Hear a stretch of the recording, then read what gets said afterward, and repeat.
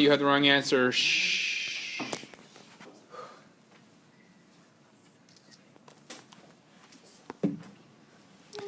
Magnitude should have been easy.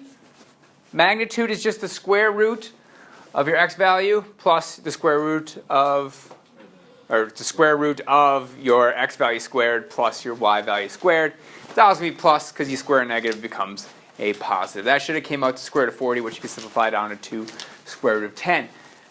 Now, as the person that teaches this and does not need to write this down, I still write it down because I think it's important to do every single time. So I wrote down the drawing, and it would have the triangle would have a base of 2 and a height of -6.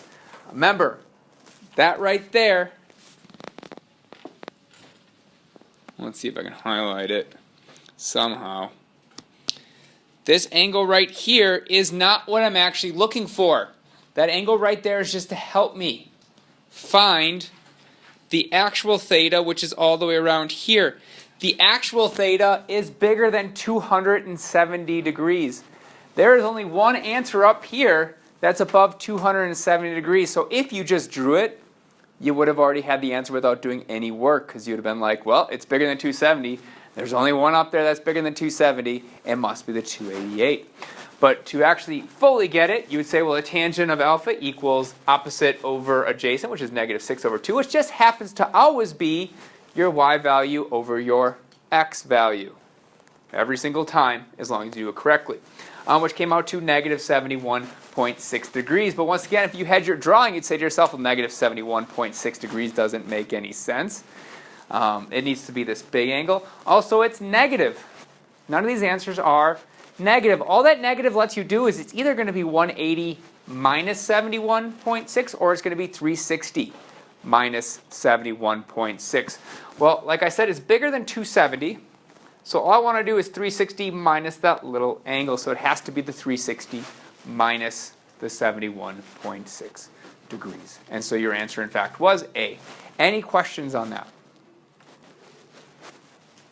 All right, then what questions do we have on the homework? Yeah, Nick. 53. 53.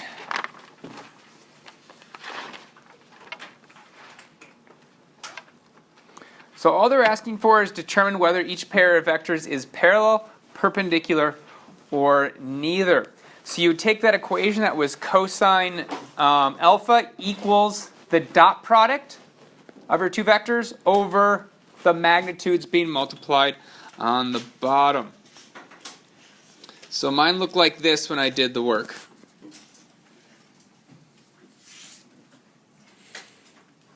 Oh, it's a little blurry. Did the dot product on 53, that would be -2 times 6 gives you -12. 3 times 4 is 12. So in fact, your dot product is going to be 0, which means your numerator is 0, which means this comes out to being 0. If it comes out to 0, it's perpendicular. And if you went further, you took the cosine inverse of both sides, you see that alpha equaled 90 degrees. Either way, it comes out to perpendicular. Remember, if this equals 0, 1 or -1, it's a special case. This 55 comes out to -1, so it's parallel. This one, if you look at your dot product and stuff, it's not going to come out to 0 or 1. It's going to come out to something other, so that's why 57 is neither. Is that good enough, or? Yeah, but how did you, so you just find the magnitudes? Mm-hmm. So then that would be -2 squared Yep. plus 3 squared, and then Take the square root. Yep, and that's going to be your 13, because that's 4 plus 9 is 13, square root of 13. Boom. Oh, okay. 6 squared is 36 plus 4 squared, 16. That equals square root of 52. But all I really cared about was the 0 on top, because that gave me the 0. Okay? Good? And I just didn't do any work for 57. You should do work on that. It shouldn't just be neither. You'd have to do a little bit to make sure it's not 1 or -1. But I knew it was neither. All right, other questions? Yeah? 79? Do you have a specific question? I got -2 over 0 Well, you should have negative 2 over negative. What was your resultant, I guess? 0, -2. It should have been negative 1, negative 2, because it would have been negative 4 plus 3, which gives you a negative 1. Okay, I think I just messed up and I was finding the points. Oh, okay. Do you want me to show a picture of it, just so you can Yeah. see the full workup of it?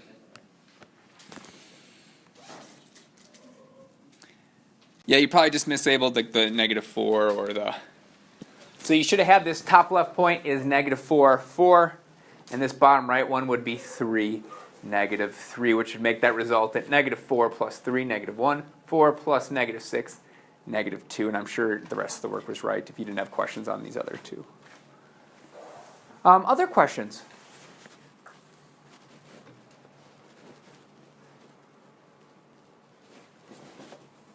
Remember, these are basically the hardest ones on here because you have to show me you can add vectors, you can find magnitudes, and you can find direction angles. Just make sure you draw pictures and you understand where things are and what degrees make sense and what degrees don't make sense. Just like in the bell work, you would have had the answer if you just drew your picture and just said there's only one that's above 270.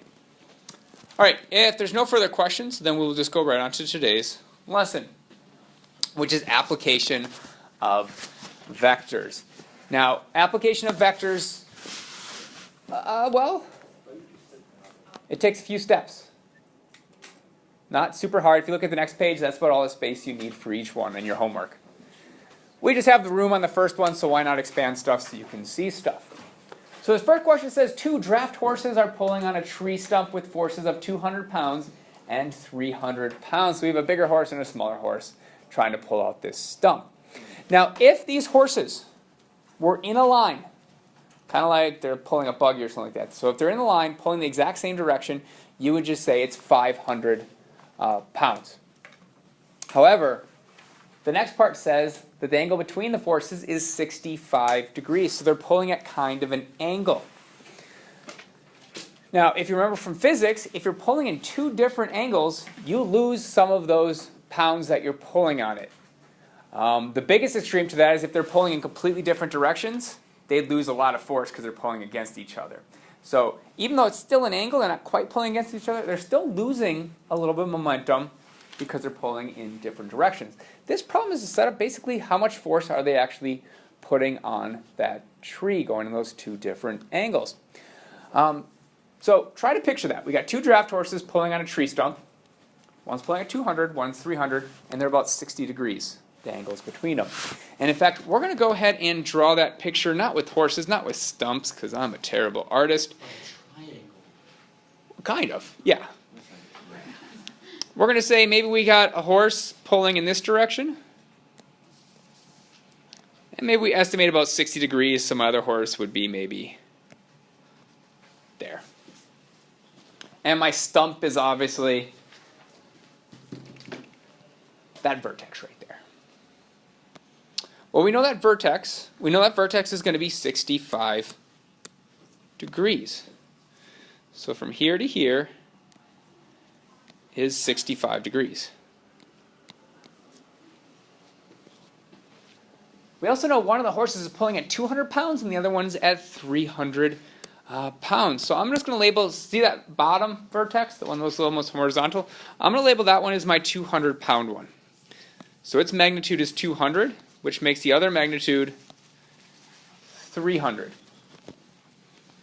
So I have 2 horses pulling. One's pulling at 200, one's pulling at 300. Now, in order to figure out our magnitude of the resultant, I need to add those 2 things together. We're going to kind of do the drawing of that and see how that helps us. So the drawing of that, I'm going to use tip to tail. So I'm basically going to do the 200 plus the 300 one. I'm just going to use little tick marks to say that this would be, if I added that other angle onto it, it would end about there. And so my resultant, let's use a light blue, would be going from here to here. I'm also going to finish it off here. Just for kicks, because I want to create a shape.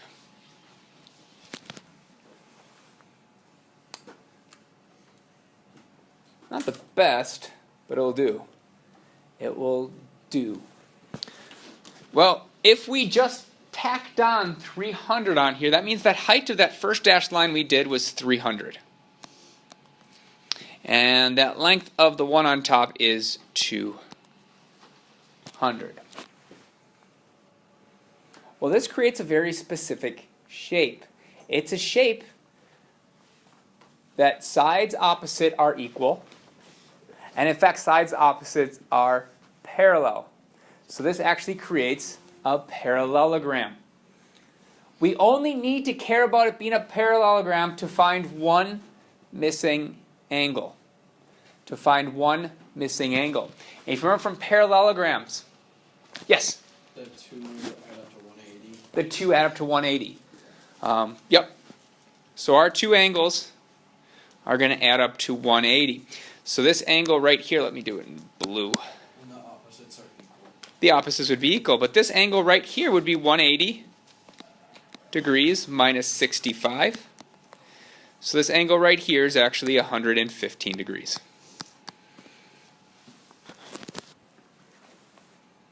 So every one of these problems are going to be basically set up the exact same. You are going to draw kind of this parallelogram, and you're going to come up with that missing angle, that 115 degrees. Because our whole goal is to get the magnitude of the resultant. Our resultant, I'm just going to label it as V. I'm going to put it in there because it's a magnitude. It is the length of this line. I need to find the length of this line. Then I have the magnitude of the line and I also have the force that the horses are putting onto that tree stump. In order to find V, we're going to have to use one of the laws. Either law of sines or a law of cosines. I'll tell you right now on the test, if I put a question like this on there, I will give you the law of sines and law of cosines. So you don't have to memorize for this one. Well, I'm going to note that for this triangle, I'm looking at this bottom triangle here. My side is 200. My angle is 115. My other side is 300. So I know angle, side, angle. Side angle, side. Or side, angle, side, yeah. Whew. Which is going to tell me to use the law of cosines. Now the law of cosines looks something like this. It'd be a squared equals b squared plus c squared minus 2 times b times c times the cosine of angle A.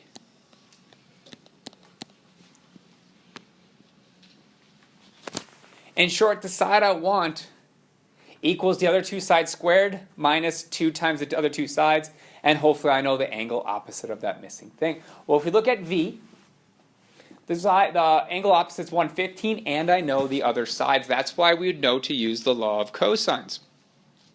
So, filling our information, our magnitude V squared is going to equal the other two side squareds and add it together. So let's just say 200 squared plus 300 squared minus 2 times 200 times our c, which is 300, times our cosine of angle A, which is 115. Can someone help me get what, if I didn't take the square root of both sides, what I'd come up with? Is it like 100? 425. 1. And then when I take the square root of both sides, I'm going to come up with my magnitude equals.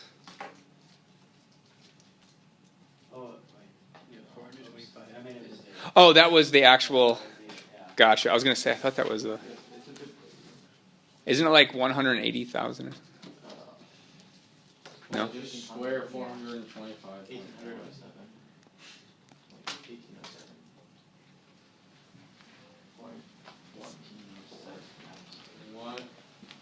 180,700. There you go. The 180,000. That's what I was looking for.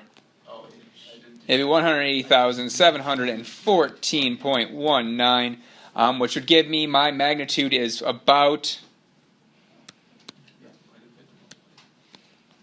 425.19. 425.1. That's the one that Jack gave me. That 425.1 pounds is my magnitude. But remember, magnitude is just a fancy word for that length. The length of the slide is 425 pounds. So those horses are actually just applying 425 pounds to that stump. Rather than the 500 they would if they were lined up straight against each other. Yep. And in fact, the further the angle gets, the less force they'd actually apply to the stump. Yes? What? Oh, sorry. So why is length measured in weight, not like in... Length is measured, it's force. Yeah. So not weight. Well, vectors, remember the length is the actual force. With those tugboats, the very first thing, if you turn to the very first page of those tugboats, the longer the line is, the more force is being applied. So the actual length of the line is actually telling you how much force is being applied. So honestly, if I did this drawing perfectly, my line 200 should be shorter than the line 300. In fact, this should be 2/3 as long as the 300. So length is a direct proportion to, when using vectors, is actually the force applied. So the length of 425, I could label 425 here, but it'd be pounds because I made this pounds, I made this pounds. Okay? Yes? So the maximum force they can apply is 500 pounds and the minimum is 100? That's correct, yeah. Because if they got completely apart, Like 180. you'd have to subtract. Yep. Perfect, yeah. The most they could do is possibly 500. So losing something by going away. Yeah, so we came up with 425. Our magnitude, our length, it's also the force being applied by those horses. All right, questions on just that? All right, this next part says, what is the angle between the resultant and the 200 and 300 pound force? In other words, they're just asking you to find like the angle between 200 and V. So this angle here, and I'll draw it right below. All right, I'm just looking for this angle. It'll be the first one I try to find, this little angle right here. We know that the full is 65. I want to figure out how far away is the horse pulling 200 from the actual force being applied. And it won't be right in the middle. It will not be right in the middle most of the time. So let's do 200 first. So I'm going to circle 200. And I'm going to say I'm going to do that one first. So what I'm going to do is I'm just going to draw. Let me kind of just highlight what I'm going to draw. I'm just going to draw this triangle here. Kind of hard to see, but that's the only triangle I'm going to draw. Because I only care about that angle that's on the foot there. So we're going to draw that down below. So this is kind of my resultant. This is my 200. This is kind of that dashed line that I drew. So we have 200. My resultant was 500 or 425.1.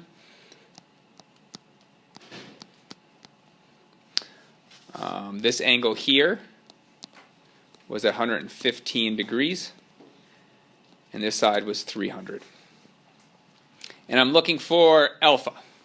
I'm looking for that space between 200 and that resultant, or that vector that's right between them. What was that? We could do law of cosines. That's the law of cosines. There's one easier. Law of sines. We're going to use the law of sines on this time because we're just missing an angle, but I know the side opposite. And I know this angle and this side opposite. So if you remember, law of sines would go something like sine of alpha divided by side opposite, which was 300, is going to equal sine of 115. And side opposite that is 425.1. Most of the time you kind of know when to use law of sines because you'll know an angle and the side opposite. All right, generally speaking, if you know the angle and the side opposites, law of sines is going to help you out. Well, this is just going to equal sine of alpha is going to equal 300 times sine of 115 over 425.1. That's going to give me that sine alpha. Bless you.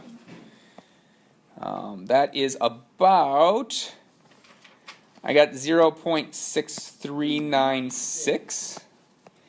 And to get alpha, I need to take the sine inverse of both sides. So it'll be the sine inverse of 0.6396, which is giving me alpha is, yes.